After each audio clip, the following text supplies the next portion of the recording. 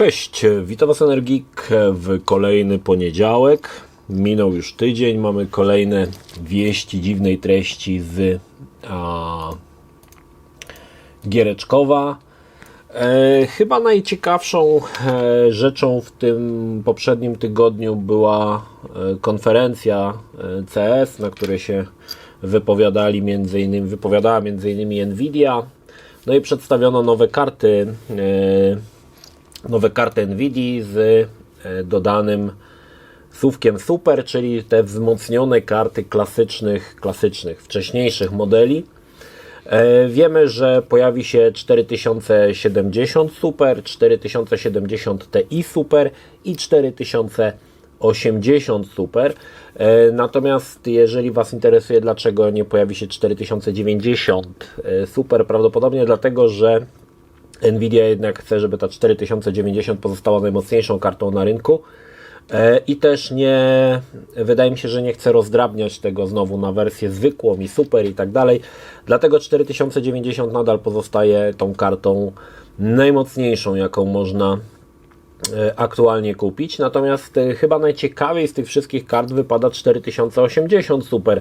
Co prawda tam nadal mamy 16 GB pamięci wideo, ale mamy 10240 procesorów CUDA. No powiem Wam, że zapowiada się ta karta naprawdę zacnie i z tych trzech modeli kart chyba zdecydowanie 4080, znaczy to chyba nie dziwne, nie? Że najbardziej wzbudza moje jakieś tam podniecenie, bo chciałbym sprawdzić, jak one będą się tam sprawować. Natomiast też warto wspomnieć o tym, że Nvidia kończy produkcję starszych modeli, czyli zwykłej 4080 i 4070 Ti. Nie znaczy, że kończy wsparcie dla tej karty, tylko kończy ich produkcję. No oczywiście ma to sens, bo wychodzą te nowe, no a prawdopodobnie za rok, może za dwa, będziemy mieli nową serię kart, czyli serię 5000, jeżeli będzie cały czas będą tą nazwę kontynuować.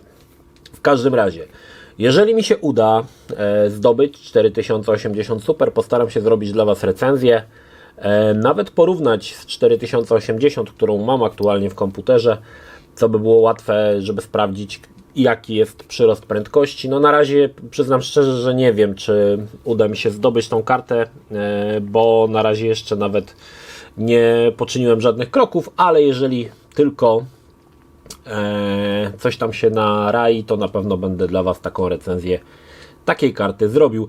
No i są jeszcze ceny ogólnie. Ceny, powiem Wam, nie są aż takie atrakcyjne, bo za 4070 zapłacimy 3000 zł.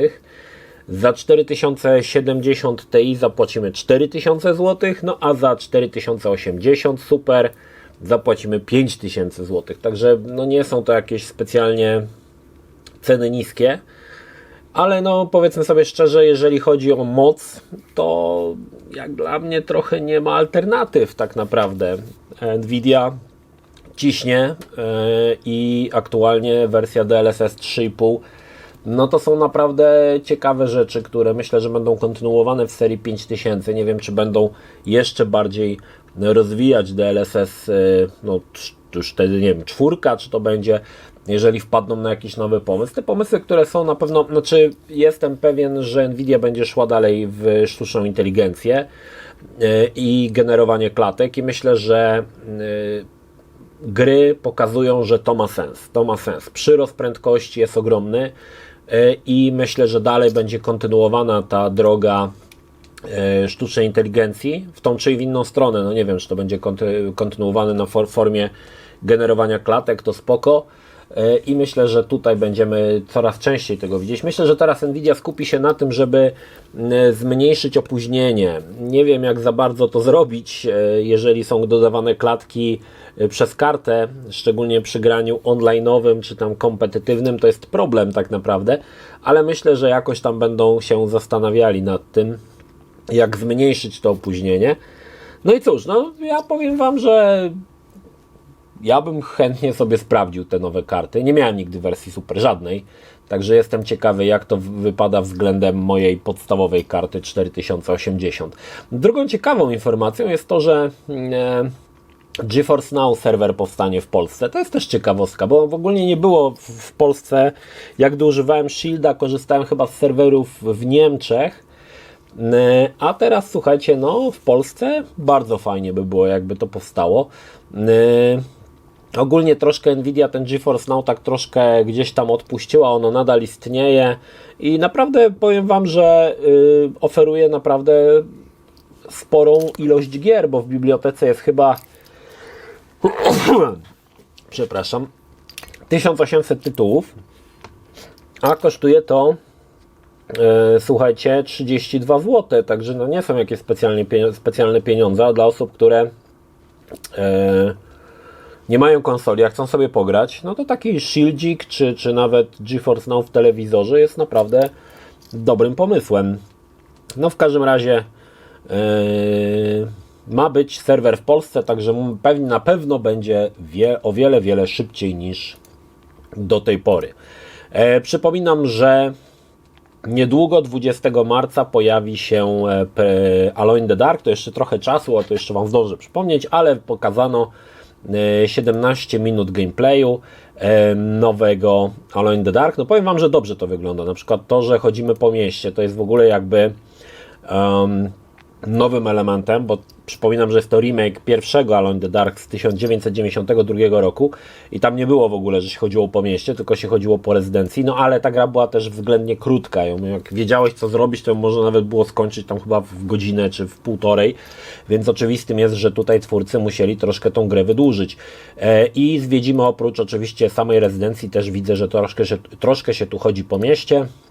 No ładnie to wygląda. Powiem Wam, że jestem naprawdę dobrze nastawiony do tego Alone in the Dark. Z tego gameplayu, który oglądałem, wygląda to dobrze i mam nadzieję, że dowiezie. Ale wydaje mi się, że dowiezie. Powiem Wam, że ostatnio te remake'i tych gier, takich retro, starych, naprawdę wychodzą dobrze i bardzo mi się podobał Seventh Guest na VR-a.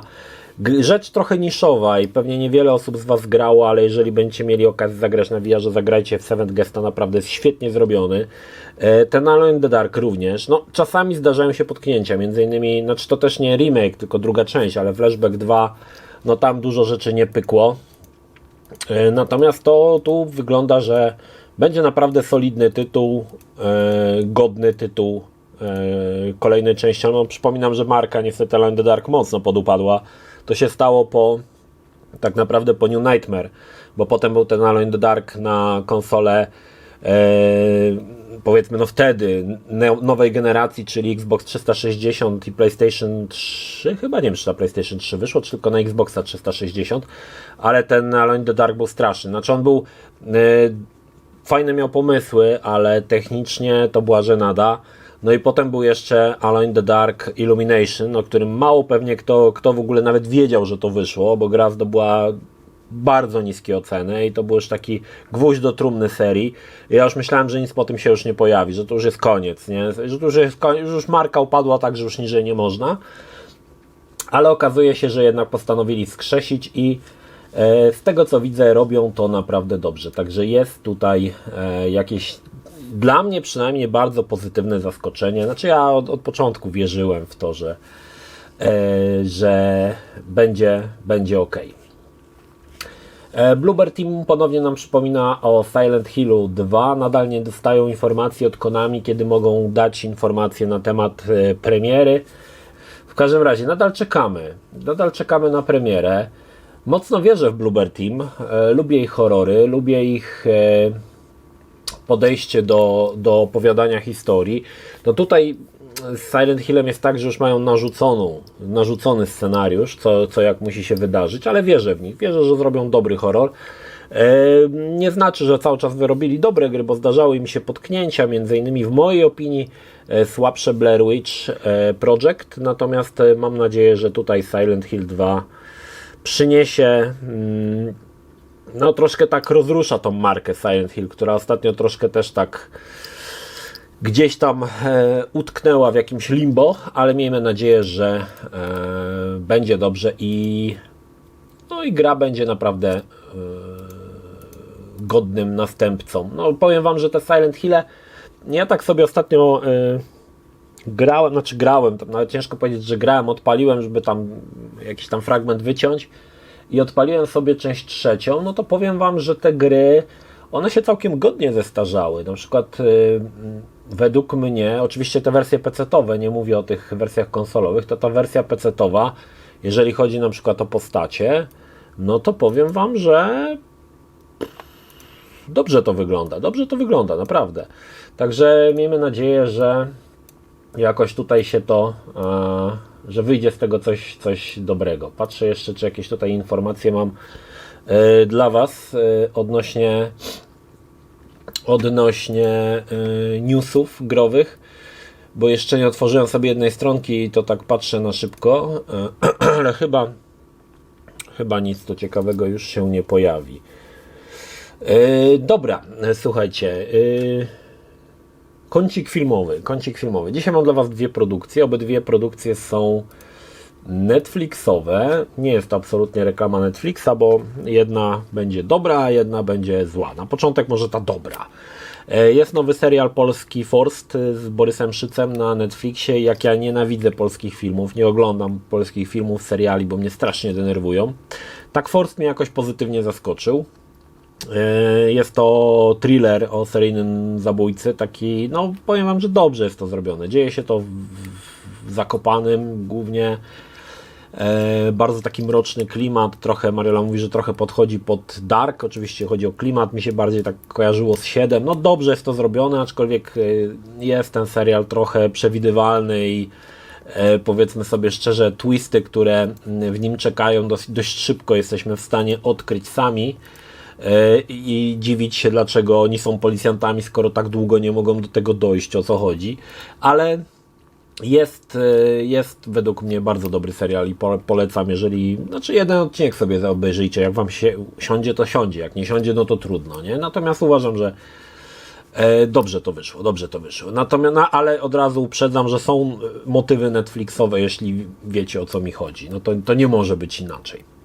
Natomiast drugą rzecz, to jest z Mariolą, żeśmy sobie postanowili obejrzeć jakiś dokument na Netflixie i wybraliśmy Jesteś tym, co jesz, bliźniaczy eksperyment.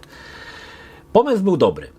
Weźmy bliźniaki jednojajowe, czyli osoby tak naprawdę identyczne i wrzućmy im dwie różne diety. Jedna będzie dieta wegańska, a druga będzie dieta wszystkożerna i sprawdźmy, jak się zachowują organizmy. I pomysł jest super. Według mnie pomysł jest super. Z tym, że w 6-odcinkowym serialu tego tematu bliźniaków jest może z 10%, bo sam serial to jest propaganda, i to powiem Wam, dawno nie widziałem tak chamskiej propagandy, która by promowała weganizm. Jest to czułem się aż zażenowany tym, co Słuchajcie, to jest powiedziane tak, że mięso to jest w ogóle wszystkie problemy świata wynikają z tego, że jesz mięso. W ogóle jak przestaniesz jeść mięso, to samochody będą latające, będą Tesle na miliony kilometrów, w ogóle wszędzie będzie zielono, fajnie i w ogóle. Nie? No i tak oglądać takie pierdoły, powiem Wam, takie pierdoły i serial miał być właśnie o tych bliźniakach, a dość szybko staje się taką tubą propagandową dla weganizmu i dla promowania jedzenia trawy jak konie. Ja rozumiem, że dieta, powiedzmy warzywa są zdrowe i chyba to każdy wie, natomiast takie chamskie wmawianie mi, żebym nie jadł mięsa albo wędlin, bo od wędlin to się dostaje raka. Chryste Panie, powiem Wam, że wiem, że Netflix bardzo często jest taką tubą propagandową dla różnych, ale co to się dzieje tutaj, to już jest po prostu przegięcie pały. To się wręcz źle ogląda. Źle się to ogląda. Rozmawiałem z osobami, które są weganami. Oni sami stwierdzili, że ten program jest zły. Jest tak zły. Znaczy on jest zrobiony, powiedzmy, on ma przyciągnąć Cię ciekawym pomysłem, ale dość szybko to jest tak, wiecie, chodź pokażę Ci coś fajnego, ale nawet nie pod płaszczykiem, tylko zacznę Ci wtłaczać do głowy swoją propagandę, nie? I to jest w ogóle, złe, bardzo złe. Jeżeli jesteście ciekawi, bo to też jest z punktu widzenia tego, jak Netflix podchodzi do tematu, jak przeinacza fakty czasami, jak nie pasujące do narracji serialu elementy są albo przemilczane, albo stwierdzone, że no to źle ćwiczyłeś, nie? No źle ćwiczyłeś. No wina tego, co był na tej diecie. No, nie diety, tylko tego, co był na... Także można sobie to obejrzeć, aczkolwiek starajcie się mieć gdzieś z tyłu głowy, że to jest propaganda i to taka bardzo, bardzo chamska, siermiężna propaganda weganizmu, więc ja, żeby wyjść naprzeciw temu serialowi, od teraz jem tylko mięso wieprzowo-wołowe, żeby mieć pewność, że do mojego posiłku zabito przynajmniej 2 zwierzęta. Także dziękuję Netflix, że otworzyłeś mi oczy.